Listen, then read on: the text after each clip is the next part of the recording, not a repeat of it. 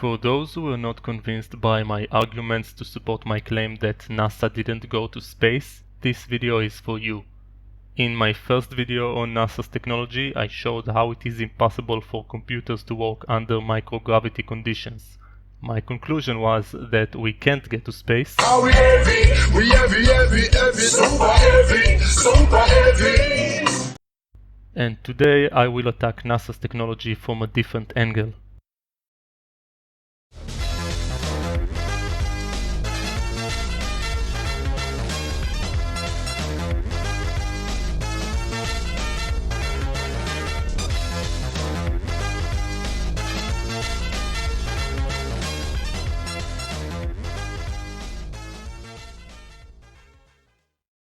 Let's have a brief introduction to Internet communication.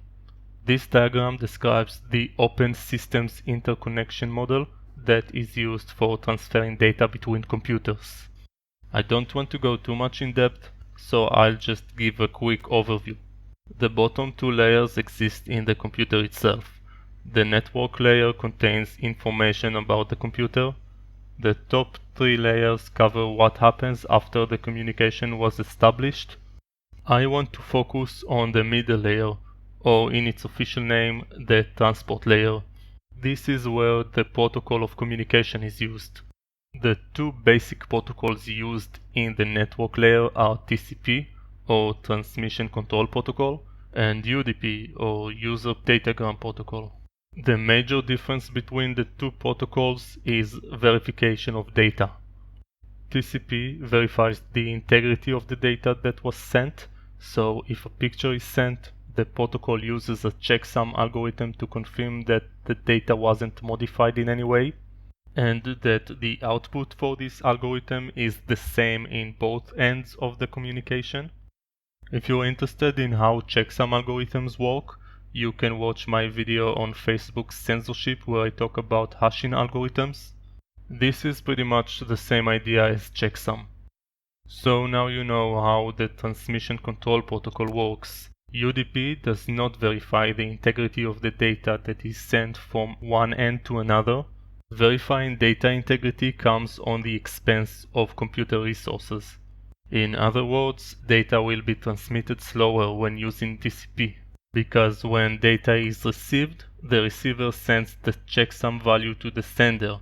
If the values of the checksum on both ends don't match, the data is sent again. That's why TCP is used when integrity is top priority. For purposes of information consumption, such as browsing a website or sending and receiving text messages and photos. User Datagram Protocol is used when the speed of communication is preferred over integrity of data. For example, online games and video streaming.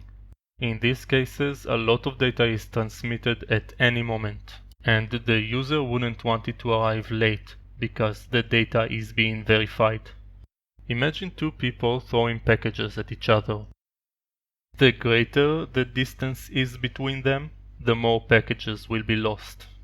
In the same manner, if you are located in London and you play a computer game on a server that is located in New York, you will experience more glitches or lags than if you would play the game on the same server if it was located in France. Same goes for video streaming. And to demonstrate video lags in streaming, I want you to look at the following news reports. The first video is an interview where the reporter is located in Washington, D.C., while the participant is in the other side of the United States, the state of California, roughly 4,500 kilometers apart. I want you to pay attention to the latency between the question and response. Do you have any idea of how That's precisely why, Madam Speaker, short they're concerned? That's why it's so important right now. Yesterday I spoke to Andrew Yang, who says the same thing. It's not everything you want, but you know what? there's a lot there. Honest to God, you really, you're the apologist for the Obama, excuse me, God forbid. Madam Speaker, Thank God for I'm not an Barack apologist. Obama. I'm asking you serious questions because so many people I'm are in saying to desperate you, need if we- right now. Let me ask you this. Okay. When was the last time Let me respond to Well, let you. me If ask you're you, gonna when was the answer last your time, own Madam questions- Speaker, when was the last time you spoke with the President about this? I don't speak to the President. Speak Why with not? Why his not call him? representative. Why not call him and say, Mr. President, let's work out a deal. It's not going to be everything. And here is an interview where the reporter is in the United States and the participant is located in Australia. The distance between these locations is around 16,000 kilometers, almost 4 times as much as the first interview. Notice how uncoordinated and awkward the conversation is between the two.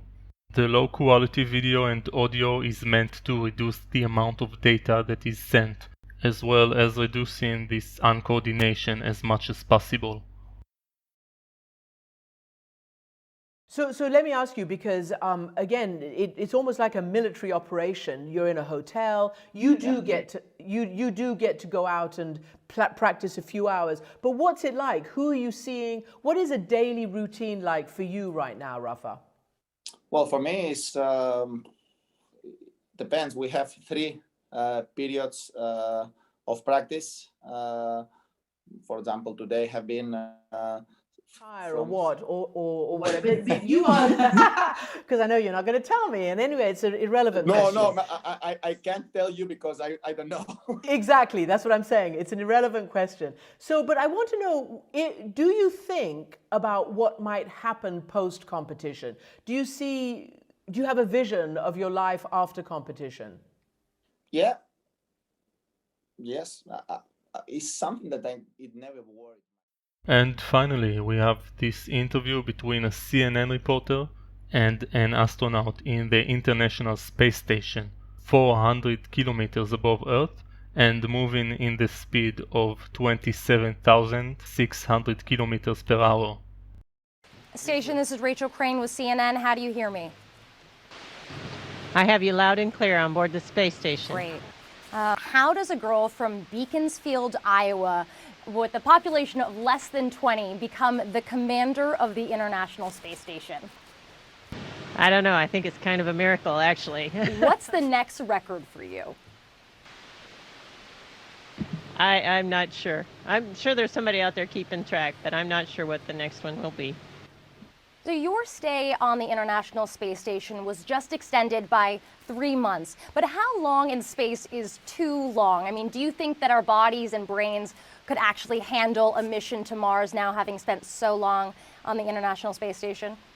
Actually, that's exactly why we're spending this time up here, is to find out what the limitations are, where do we need to compensate for things, whether it's from a psychological perspective or from a physical.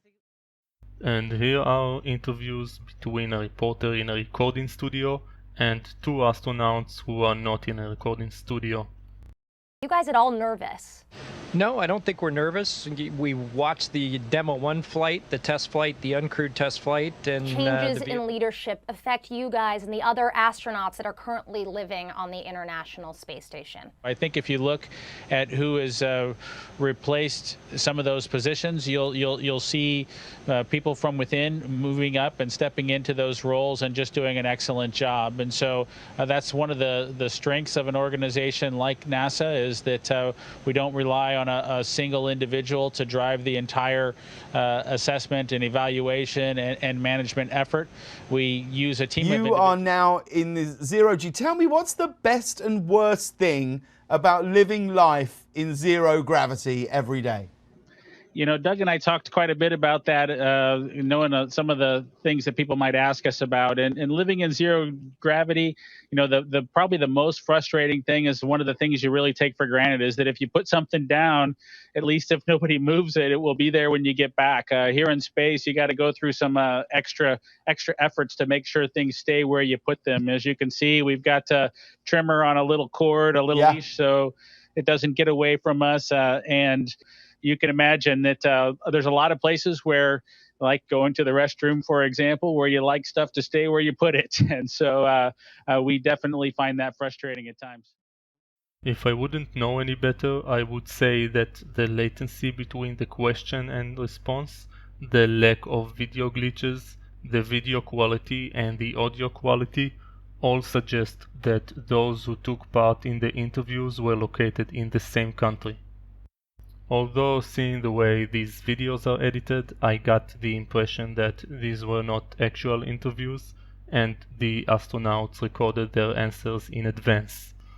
To see a real conversation with outer space, I had to find a video where the questions and answers are not edited in such a suspicious way. How do you hear me? Madam Ambassador, I hear you loud and clear. And to you and the students of American House. What kind of training did you do to become an astronaut?